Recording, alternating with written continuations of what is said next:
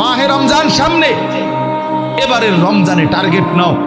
30 দিনের রোজার মাধ্যমে দিল থেকে আল্লাহর কাছে এইভাবে 30টা দিন হাতে গুনে তুমি আল্লাহর সাথে ওয়াদাবদ্ধ হও যে আল্লাহ 30 দিন আমি রোজা রাখবো। এবং যৌন চাহিদা, লজ্জাস্থানের চাহিদা, অশ্লীলতা, বেহায়াপনা, নর্তকী, নাচ গান, উলঙ্গ ছবি দেখা, নারীকে নিয়ে চিন্তা ভাবনা, মেয়েকে নিয়ে অশ্লীল চিন্তা ভাবনা, অবৈধ কোনো প্রেম সম্পর্ক, হারাম কোনো রিলেশন, এই সব ত্যাগ করে বন্ধু 30টা দিন মনোযোগ দিয়া রোজা রাখো, তারাবি পড়ো,